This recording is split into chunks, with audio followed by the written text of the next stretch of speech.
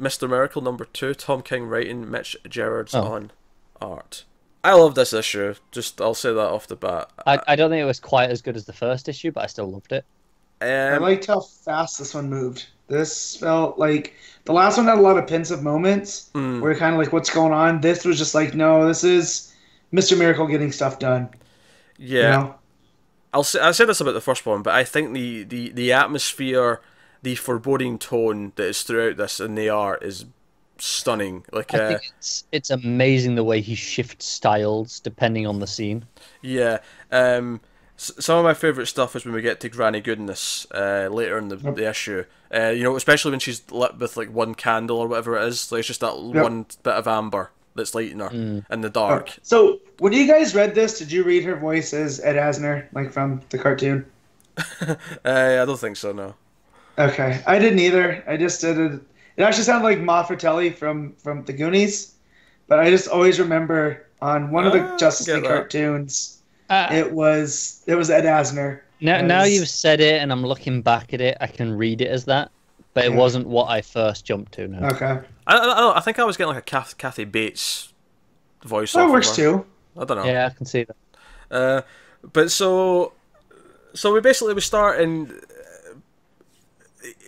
You know, Mr. Miracle's basically he's out being the soldier. He's killing enemies, and we get these. It's again mostly 9-panel grids, and we see this enemy sort of looking around and doing things, and we basically just the first chunk of the book is Orion keeps telling him, like, you know, over the comms, or mother box, I suppose I should say, but you know, go here, go there, fight that army in that front, fight the army there. There's a group of bad guys here, go fight them. And it's just him saying, yes, sure, yes, Orion, Yes, General. yes, General. You know, for For Highfather, New Genesis. New Genesis, that's what I was looking or for. New Genesis. Because he keeps saying that, he keeps saying, you know, for New Genesis, and he screams it, and you know, then it's you know, I love how darkly funny some of this is as well, because it cuts to him and like he's standing in the shower and he's covered in this green blood, and he's like, Barda, how do you work the shower? Can you ask the mother box? And the mother My box. mother box is over there. I can't. But then it gets really dark because the mother box is like it's already on, and then suddenly like we're seeing it in his head and it's not on, and it's And like it's this like- dichotomy. I love the way he says, "Am I clean?" Mm. I like how he says he's the god of showers, or the new god of showers. The Like new that. god of showers, yeah. was Just another- a small note. I just checked. Pete, you just said it's mostly the 9-panel grid. Mm-hmm. I just checked. Every page is the 9-panel grid, except one where the middle, and left actually blur because the speech bubble goes over the two. Oh, okay. But other than that, every page is the 9-panel. Yeah. Yeah, I didn't want to say every because I wasn't 100% sure, but I definitely Yeah. remember it mostly being 9-panel. Well, yeah, I was thinking mostly as well. I was Yeah. like, do a quick scan and check. Because the first issue was mostly, there was one double page spread at the start, and then It's actually really interesting. That one page where it's not is where him and Barda go through the boom tube. It's just before they step through and he's talking to her. Mhm. So you got Barda in the left panel and him in the middle panel, and the white line that separates the panels is actually there, but it's really faded because the light of the boom tube's there, and it kind of looks like one big panel. So it kind of has a weird effect to it. Interesting. Yeah. So he gets called in back in to home base, and Orion's like sitting. He's now the High Father. He's sitting on the throne, and right at the start of the scene, everything is so told so beautifully through both the writing and the art. A lot of good facial expressions here, where Barda refers to him as High Father, but Miracle doesn't. He just says Orion. Orion. And then you just get that shot of Orion just staring at him. Yeah, he's not happy. And then like he's second in command, dude steps in and is like, decorum has been reinstated. You know, it's been kind of lax for a while, but now mandatory. You have to kneel for the High Father. That's Light Ray, right? Yeah. Yeah. Is it? Yeah. Just checking I wasn't missing something. When Pete just said it was the second in command, I thought, did I misread that? I didn't notice who it was. I just remember him stepping in and giving the orders. But anyway, so Barda kneels down first, and and Scott doesn't. Scott's like staying up. It takes a while, doesn't it? Yeah, and then Barda kind of like pulls on him. He's like nudging them down. He's like, "Come on down, don't cause a scene." And he eventually does, and that's when it goes back to Orion, and he sort of it goes from being kind of annoyed to like just that little smirk, like, "Yeah, you will kneel." Yeah, it's even the very last panel of him kneeling is when he finally bows the head, because while she's pulled him down, he's still keeping his head up. Yep. And like all that whole page when she's doing that, it's only the start of the next page where he finally bows his head, and then you cut to Orion smirking. Yeah, he's not happy. He's not a happy chap. And he looks a lot like Josh Brolin here, too. It does, now that you mention it. Yeah, like, I don't know if that's on purpose, but just that look, as he looks like Josh Brolin in like in Sicario, when he just has that permanent grimace. Yeah, I can see it. Yeah. So basically, they're told, out of like your history with Granny Goodness, we've kept you away from there. As much as we've had you fighting everywhere else, we've kept you away from Granny Goodness, and she's the reason why they're winning. They're basically winning on the larger scale right now because of her. But your connection to her might actually be an asset. So your next mission tomorrow is to find and kill Granny Goodness. That is the plan. Yep. Good plan. This is a decent enough plan. Yeah. Of course, before we get there, we have a quote-unquote dream sequence of Metron, where he sees Metron, and he even nudges Barda when she's asleep. He's like, Metron's here, honey, and she's like, back to sleep. Yeah, tell him it's late. Yeah. And it feels like a dream, but it doesn't feel like a dream. Like, if this was a movie, it'd be kind of like unclear, ethereal. Yeah. Like, it's the way it's got no color to it. It's all washed out. It's very white and very pale blue. Yeah, and I think the key thing he keeps saying to him, though, that Metron keeps saying is, "You are not to know the face of God." Yes. So, yes, and you're right. That next page is the one where technically the name. I mean, it is there, but it's not. Technically, it is there because the line is still breaking up the panels, but it's not. Yeah. He's basically asking her, like, did you ever like Granny Goodness? Of course, she does say no. I never liked her. Which is and it's always a little bit different too, because he was the bargaining chip in that trade, where she was just raised to be one of the Furies. So I just, in the context of that moment, of course he was treated a little bit differently. Yeah, it's the idea of how again, it goes back to what we were talking about earlier, nature versus nurture. He was never supposed to be that. Right. But she was. That was kind of just what she was there for. And so she overcame that, whereas Scott just was what he was supposed to be. Exactly. And you get this vibe that Granny Goodness treated him a little bit better. Like, yeah, it was still bad, but like she went out there and kind of comforted him. By her standards, better. Yeah. Yeah. So they go through the boom tube, and again we go back to this whole idea of the 9-panel grid with the same face in every panel, and the expression changing. It's Granny Goodness, and there's like 4 panels of her the exact same, and I love how it's a completely red background now. We've completely changed colour schemes yet again, and of course red has connotations of evil, danger, all that kind of thing. But you hear the boom tube, and then the smile starts, and she just gets this big grin. And, I think she's exceptionally creepy because she's like, my baby. She almost is talking like she has a granny who's not evil. Yeah. Right? But she is. So it's kind of, if you just read the dialogue, it's endearing. Yeah. But in context, you're like, this is kind of creepy because she's evil as shit. And there's that callback as well. Back in the shower scene, when Scott says to Barda she's beautiful, she says she's too tall. And that comes up again here where she says, oh, you look good. And she's like, I'm too tall. And I'm like... Now, she didn't know she was going to go see Granny Goodness necessarily at that point, but I almost wonder if this idea of her being self-conscious comes up more when, she's back in the picture. But Granny says, like, everyone's too something. It's the idea that, no one's perfect. You've just got to accept who you are and work with I'm starting to feel like New Genesis is a lie, in that, like, they're always set up to be the good to Apocalypse's evil. And don't get this wrong, Apocalypse is evil. The way that Darkseid runs it, he is a tyrant. But it just feels like everyone's just doing their job on New Genesis. Like, Light Ray is supporting Orion because he's the new High Father. Right. No matter what. It's kind of the question of how much are the followers at fault for the leader? Like, you know, like you said, Granny Goodness, she seems all right. Like, you know, she says, you know, everyone's too something. She's very encouraging of her flaws. Well, like, like, you're not perfect, but no one is. She seems all right until the next page where she's starving someone to death and making them watch other people eat. Who's from New Genesis, right? Like, this is an act of war. No, but she also mentions that she once let Barda go unfed for like 2 weeks when she was like 4.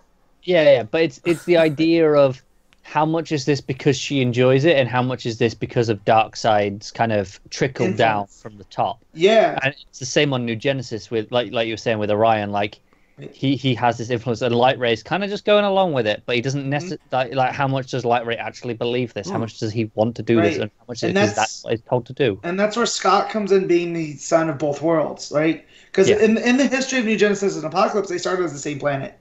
And then some catastrophe happened and they split, and they've been constantly at war. And so Scott is, just like Orion is, a man of both those worlds. Although it should be Scott that sits on that throne, being Highfather's actual born son. But it's Orion, and I just keep getting this vibe from Orion, like, not everything is what it seems. And you have to think, like, Orion probably sees Scott as a threat. In to his throne, in the sense that I think that's why he especially keeps sending him. He's especially he's kind of like, it's like, oh, if you die, this is great for me. It's like, you take as many as you can, but if you die, then I'm safe. And that's why he's especially gleeful when he makes Scott kneel. Like, he's so thrilled about it because he is the competition almost that could take his throne. And that competition is bred in Apocalypse. Like, that's what we learned from Granny's teachings. And that's kind of Orion's nature coming out over his nurture. Yeah, exactly. So we then have this really fun page where they're sneaking around, and you sort of love the art here, the way it's like sneak, run, fight, and you follow it again. It's not you don't follow it in the usual order. You follow the dotted line of the plan, and it sort of snakes down the page. I love the bit where it cuts off and it goes in 2 directions. I think that's really clever. So very good. Again, it's all red in that scene, and that's when you get inside the tent, and it's night, and it's only just this one bit of like light that's because Granny Goodness is waiting, and she shoots Barda, and it's actually on this page where we have her one and only Darkseid is, which is very different from the first issue, which had it all over the place. And I like that here because like I didn't even notice it wasn't there until I seen this and went, oh. Yeah, and then you're like, oh, why is it here? Yeah, why is it this moment where it's like the evil of Darkseid is ever present? Why is it this moment we're being reminded of this? It's very important. And so Goodness shoots Barda. It doesn't kill her because we see, quite quickly in the next page that Barda's, moaning and like getting back up. She's just taking her time. She's hurt. And Granny Goodness wants to talk to Scott, and she tells him a bunch of stuff. Namely that she's the one who let Highfather know that Darkseid has the anti-life equation. Right. Yeah.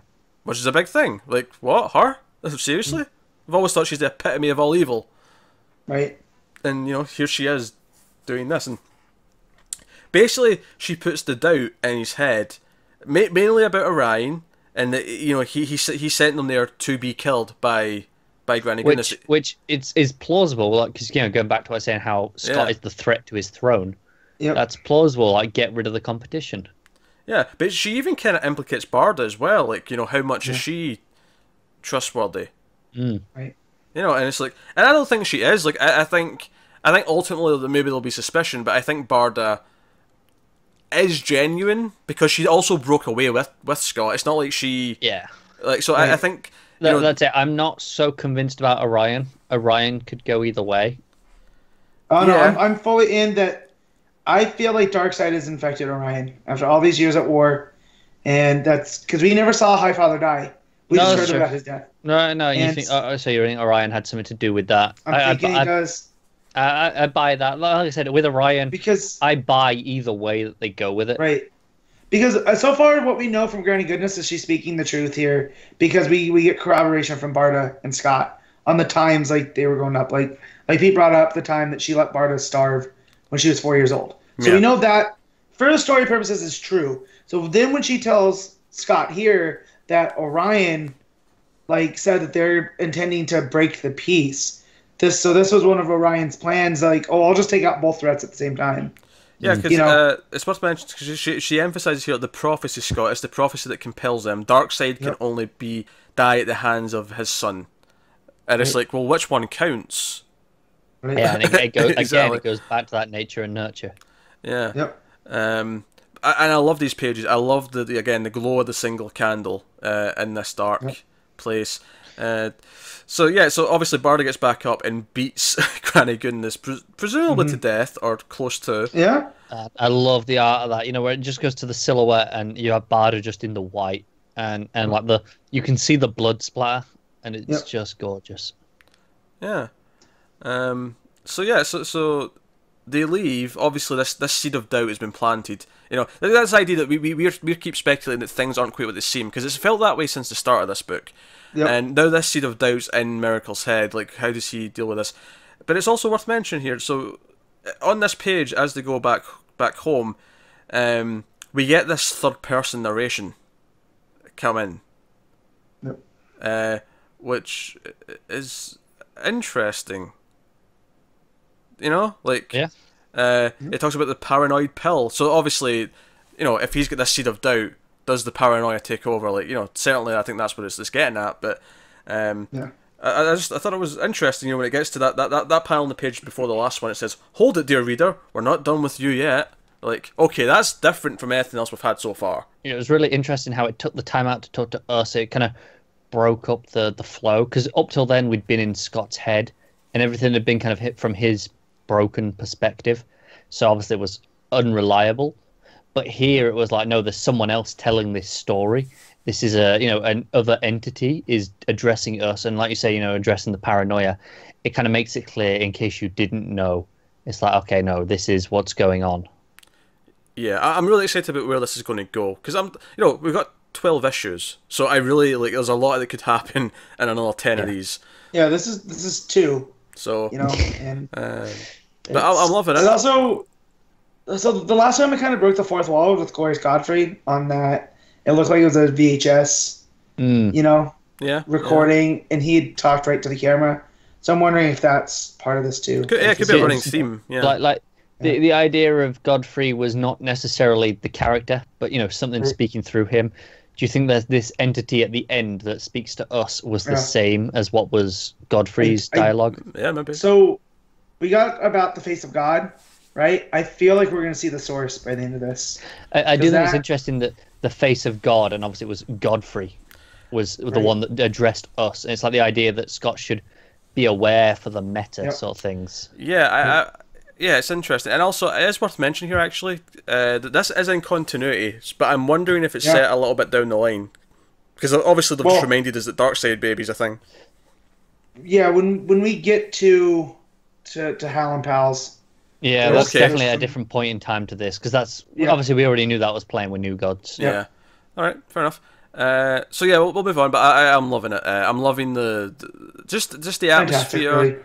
Yeah, the atmosphere, those 9-page grids where they have like the one character's expression change over, like, it's masterful. That's very confident storytelling. It is, because there's no dialogue to interrupt it. It's just, no, this is the expression, and like so you have the moment of, okay, this is where the boom tube hits, and so we know, okay, this is what the reaction is to. There's no dialogue. It's just reacting to an external source.